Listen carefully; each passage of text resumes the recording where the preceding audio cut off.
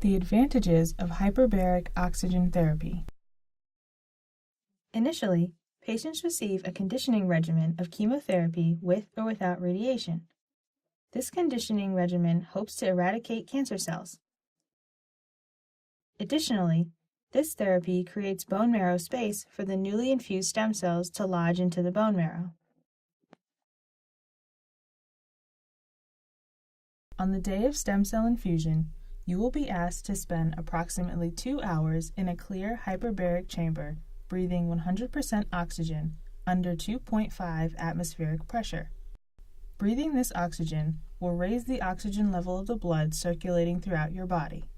Some 6 hours after you begin breathing the hyperbaric oxygen, you will receive an infusion of hematopoietic stem cells.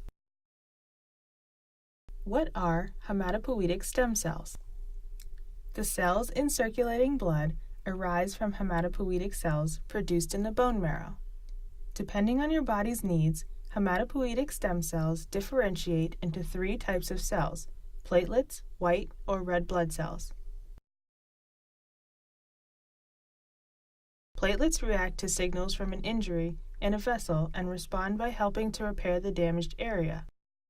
Red blood cells deliver oxygen from your lungs throughout your body. White blood cells help fight infection and disease by identifying and destroying foreign organisms, like bacteria. How does oxygen-enriched blood enhance the role of infused hematopoietic stem cells following chemotherapy with or without radiation? Ideally, hematopoietic stem cells infused in the blood will circulate throughout the body and collect in the bone marrow, a process called homing. Once in the marrow, the hematopoietic stem cells respond to signals from the body and differentiate into one of 3 blood cell categories: platelets, white blood cells, and red blood cells, a process called engraftment. The kidneys issue one type of signal to your stem cells in your bone marrow. In addition to filtering the blood, the kidneys monitor the blood oxygen level.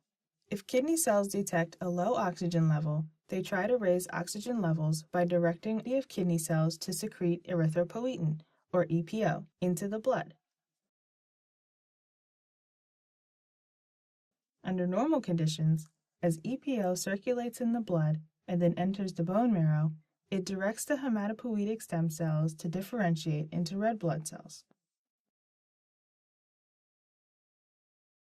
Following chemotherapy, hematopoietic stem cell populations in the bone marrow are reduced.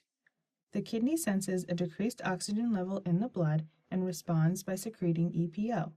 Stem cells infused into a patient's vein often encounter this EPO while en route to the bone marrow. This encounter initiates the transition of these hematopoietic stem cells into red blood cells before these stem cells can reach the bone marrow. This premature stem cell differentiation in vessels outside the bone marrow makes bone marrow homing inefficient, and it lowers the percentage of stem cells available to become white blood cells and platelets once they home in the bone marrow.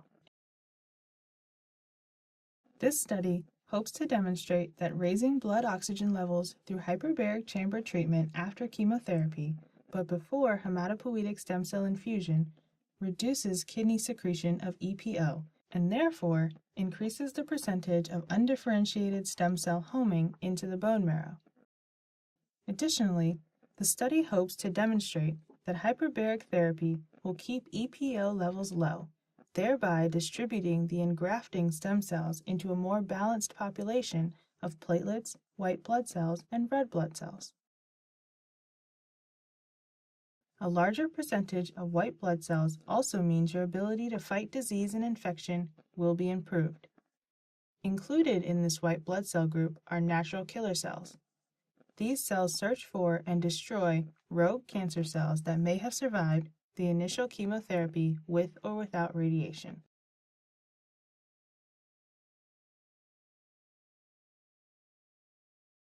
A more balanced stem cell distribution will allow you to experience earlier recovery of your blood counts and reduce transfusions. The advantages of hyperbaric oxygen therapy.